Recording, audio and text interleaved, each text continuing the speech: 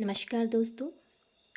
आज मैं आपके सामने दीपदान एकांकी की तात्विक समीक्षा लेकर पुनः उपस्थित हुई हूँ।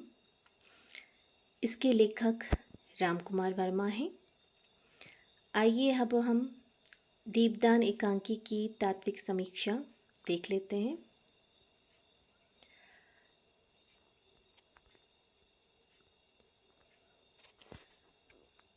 प्रस्तावना में हम डॉक्टर रामकुमार वर्मा का संक्षिप्त परिचय देखेंगे। डॉक्टर रामकुमार वर्मा आधुनिक युग के सर्वश्रेष्ठ एकांकीकारों में से एक हैं। उन्हें आधुनिक हिंदी एकांकी का जन्मदाता भी माना जाता है। डॉक्टर रामकुमार वर्मा जी ने अधिकतम सामाजिक और ऐतिहासिक एकांकी लिखी हैं। ऐतिहासिक एकांकियों में इतिहास और कल्पना का सुंदर समन्वय डॉक्टर रामकुमार वर्मा की एकांकी में दृष्टिगोचर होता है। आइए अब दीपदान एकांकी की समीक्षा हम देख लेते हैं। दीपदान एकांकी की समीक्षा को 8 भागों में बांटा गया है। पहला है कथा वस्तु, दूसरा है पात्र एवं चरित्र चित्रण, तीसरा है संवाद योजना, चौथा है रंगमंच एवं अभिनेता, पांचवा है संकलन त्रय, छठा है भाषा शैली, सातवां है उद्देश्य, आठवां है निष्कर्ष। अब हम इसकी पहले कथा वस्तु देख लेते हैं। दीपदान एकांकी की कथा वस्तु चित्तौड़ के एक ऐतिहासिक घटना पर आधारित है, जिसमें राजपूताना के त्याग बलिदान का इतिहास चित्रित हुआ है। महाराणा संग्राम सिंह की मृत्यु के पश्चात उनके छोटे भाई पृथ्वी सिंह का दासी पुत्र बनवीर चित्तौड़ का शासक बनना चाहता है। अपनी इसी महत्वाकांक्षा की पूर्ति के लिए उसने पहले सोते हुए विक्रमादित्य की हत्या कर दी और फिर कुंवर उदय सिंह की हत्या करने के लिए और मयूर पक्ष के कुंड में असमय ही दीपदान के उत्सव का आयोजन करता है। कहने का तात्पर्य ये है कि जो बनवीर है उसकी आकांक्षा ये है कि वो मयूर जो पक्ष है और चित्तौड़ का महाराजा बनना चाहता था, और इसीलिए वो दीपदान का उत्सव का आयोजन करता है जिसमें वह उदय सिंह की हत्या कर सके। उदय सिंह राणा सांगा का पुत्र है और वही चित्तौड़ के राज्य का सच्चा उत्तराधिकारी है। इसलिए बनवीर अपने रास्ते के कांटे को दूर करना चाहता है और कुंवर उदय सिंह की संरक्षिका पन्नाधाय बनवीर के इस षड्यंत्र को भांप लेती है और उदय सिंह को दीपदान के उत्सव में नहीं जाने देती है।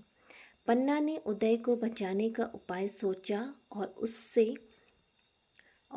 उसे कीरतबारी की झूठी फलों की टोकरी में छिपाकर किले के बाहर सुरक्षित स्थान पर पहुंचा देती है और बनवीर को धोखा देने के लिए अपने पुत्र चंदन को उदय के बिस्तर पर सुला देती हैं। कुछ देर बाद बनवीर नंगी तलवार लेकर उदय के कमरे में आता है और वो पन्ना को जागीर का प्रलोभन देता है, पर पन्ना अपने कर्तव्य पर दृढ़ रहती है और बनवीर को फटकारती है। तब क्रोधित बनवीर चंदन को उदय समझकर धोखे से उदय के बिस्तर में लेटे हुए चंदन को पन्ना की आंखों के सामने ही मौत के घाट उतार देता है। बनवीर के इस क्रूर कांड और पन्ना के अपूर्व त्याग बलिदान के साथ और पन्ना की मूर्छा के पश्चात यह एकांकी समाप्त हो जाती है। इस एकांकी में सबसे बड़ी बात यहाँ पर दिखाई गई है कि अपने राष्ट्र प्रेम के लिए पन्ना जैसी धाय मां ने अपने पुत्र को भी बलिदान कर दिया। दीपदान का आयोजन, इस एकांकी जो मुख्य विशेषताएं हैं, दीपदान का आयोजन, बनवीर के षड्यंत्र, उदय सिंह की बालहट, पन्ना के पुत्र का आगमन, उदय सिंह की रक्षा की योजना, बनवीर का प्रवेश, चंदन की हत्या इत्यादि कथा वस्तु की जो महत्वपूर्ण घटनाएं हैं वो इस प्रकार थीं। अब इसमें हम पात्र एवं चरित्र चित्रण भी देख लेते हैं। दीपदान एकांकी के प्रमुख पात्र हैं पनवीर, कुंवर उदय सिंह और पन्ना और चंदन। प्रस्तुत एकांकी की नायिका वह कुंवर उदय सिंह की धाई माँ पन्ना है। वह कुंवर उदय सिंह को चित्तौड़ के सिंहासन पर देखना चाहती हैं। पन्ना चित्तौड़ को राग रंग की भूमि नहीं, जौहर की भूमि मानती है। पन्ना एक कर्तव्यनिष्ठ नारी की प्रतिमा है। बनवीर का चरित्र एकांकी का खलनायक है। वह षड्यंत्रकारी और हत्यारा है। राज्य की अभिलाषा से उदय सिंह की हत्या का षड्यंत्र करता है। पन्ना को जागीर का लोभ देकर उदय सिंह की हत्या करना चाहता है, परंतु वह इसमें सफल नहीं हो पाता है। कुंवर उदय सिंह यह एकांकी के प्रमुख पात्र हैं। उनके इर्द गिर्द ही संपूर्ण एकांकी घूमती हैं। अपने पिता स्वर्गीय राणा सांगा के पुत्र और चित्तौड़ का उत्तराधिकारी हैं। ढाई माँ पन्ना की यह प्रबल इच्छा है कि एक दिन उदय सिंह चित्तौड़ का उत्तराधिकारी बने। चंदन पन्ना का पुत्र है और उदय सिंह का हम उम्र है। उदय सिंह के साथ ही उसका लालन पालन होता है। पनवीर के हाथ उसकी हत्या होती है। शामली और कीरत जो पात्र हैं वो कौन है? संवाद योजना। अब इस एकांकी का जो मुख्य पाठ होता है वो भी संवाद योजना होती है, तो उसे भी हम देख लेते हैं। वर्मा जी ने प्रस्तुत एकांकी में पात्रों के चरित्र के अनुकूल ही कथा को गति प्रदान करने वाले सटीक संवाद का प्रयोग किया है। परिस्थिति और समय अनुसार संवादों में विस्तार और लघुता के गुण आते हैं। इसका एक उदाहरण हम देख लेते हैं। यहाँ पर जब पन्ना जो है अपने पुत्र को जब उदय सिंह की सैया पे सुलाती है, तो सोने से पहले पन्ना और जो चंदन का जो माँ और बेटे का जो वार्तालाप हुआ है वो किस प्रकार का हुआ है, यहाँ पर एकांकीकार ने उसके कुछ अंश जो हैं वो दिए हुए हैं, जो मैंने इस एकांकी में डाले हुए हैं। पन्ना, नहीं गूंद पाई लाल सामली आ गई थी। चंदन, कल गूंद देना भूलना नहीं माँ सैया पर। लेटते हुआ, आह माँ कितनी नरम सैया है, जी होता है सदा इसी पर सोता रहूं। पन्ना चीख कर चंदन, क्या हुआ माँ? पन्ना, कुछ नहीं, आज मेरा जी कुछ अच्छा नहीं है। कभी कभी कलेजे में सूल सी उठती है। सो जाओ, मैं भी सो जाऊंगी। चंदन, किसी वैद्य के पास जाओ माँ। पन्ना, नहीं, वैद्य के पास इसकी दवा नहीं है। इस प्रकार दीपदान एकांकी के संवाद कथा को विस्तार देने एवं पात्रों के द्वंद्व को उद्घाटित करने में सहायक है। रंगमंच एवं अभिनेता। दीपदान एकांकी में अभिनेता की दृष्टि से यह एक सफल एकांकी है। वर्मा जी ने एकांकी के सफल अभिनय हेतु यथास्थान रंगमंच संबंधी विस्तृत निर्देश भी दिए हैं।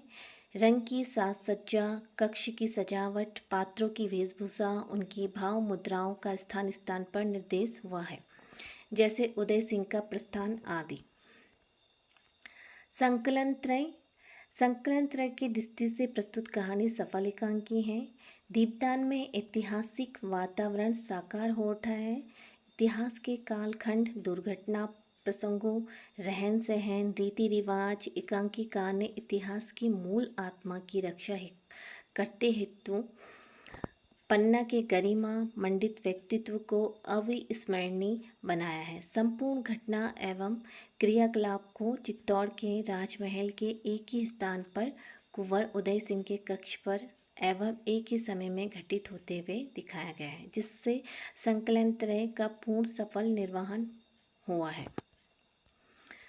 भाषा शैली। एकांकी की जो भाषा है वो एकदम सरल है, सुबोध है, प्रभावपूर्ण है, परिष्कृत है, संस्कृत निष्ठ है, पात्र अनुकूल है। और शैली इसकी देखें तो विचारात्मक है, भावात्मक है, अलंकारिक है एवं काव्यात्मक शैली का भी इस एकांकी में प्रयोग किया गया है। अगर हम कहानी देखें या उपन्यास देखें या एकांकी देखें या हम निबंध, किसी भी चीज़ को हम जब लिखते हैं तो उसका उद्देश्य सबसे महत्वपूर्ण माना जाता है कि आखिर जो हमने चीज़ें पढ़ी हैं उससे क्या उद्देश्य निकल के आया है, क्या लेखक ने, क्या एकांकीकार ने एकांकी लिखने का उसका जो मेन उद्देश्य है वो क्या है, तो इस उद्देश्य को भी हम देख लेते हैं।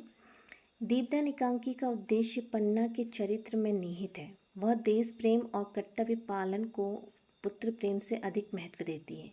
वह त्याग और बलिदान की प्रतिमूर्ति है। डॉक्टर वर्मा ने उसके चरित्र के माध्यम से व्यक्त किया है कि राष्ट्र हित के लिए व्यक्तिगत पारिवारिक हित का बलिदान करना पड़ता है, और यह भी कि त्याग से मनुष्य महान, स्वार्थ से नीचे बनता है। यही एकांकी का मूल उद्देश्य है जो इस पूरी एकांकी में दिखाई पड़ता है। निष्कर्ष भी देख लेते हैं। दीपदान एकांकी में सफल एकांकी के सभी तत्वों का समावेश हुआ है। प्रस्तुत एकांकी में ऐतिहासिक पृष्ठभूमि पर काल्पनिक घटनाओं को प्रस्तुत किया गया है। एकांकी की परिसमाप्ति पर पाठकों के सम्मुख 2.5 माह पन्ना के महान त्याग बलिदान के दृश्य साकार रूप से उजागर हो उठते हैं और माँ के हृदय की ममता एवं राष्ट्र प्रेम की भावना से उत्कृष्ट रूप से ओतप्रोत हो उठती है। पन्ना की चरित्र की उदारता को स्पष्ट करना ही एकांकीकार का उद्देश्य रहा है, जिसमें वह सफल रहा है। तो ये वीडियो आप देख रहे हैं, तो इससे आपको यही समझ में आ रहा होगा कि हमें अपने देश प्रेम के लिए अपनी इच्छाओं को बलिदान करना पड़ता है। यहाँ तक कि हमें अपने से व्यक्तिगत चीज़ों को भी दान करना पड़ता है, जैसे कि पन्ना ने अपने राष्ट्र प्रेम के लिए अपने पुत्र का बलिदान किया। तो ये एक महान बलिदान है जो हमारे इतिहास में जो कहानीकार हैं वो कम ही इस चीज़ को देखने को मिलता है। जैसे कि राम कुमार के जो अधिकांश एकांकी हैं वो सामाजिक हैं, ऐतिहासिक हैं, वो इन्हीं चीज़ों को लेकर अपनी काल्पनिक घटनाओं को उसमें जोड़कर एकांकी रचते हैं। अगर आपको ये वीडियो पसंद आता है तो थैंक यू फॉर वॉचिंग। और वीडियो समाप्त करने से पहले मैं आपसे ये कहना चाहूँगी कि मेरे चैनल को सब्सक्राइब करना ना भूलें। धन्यवाद।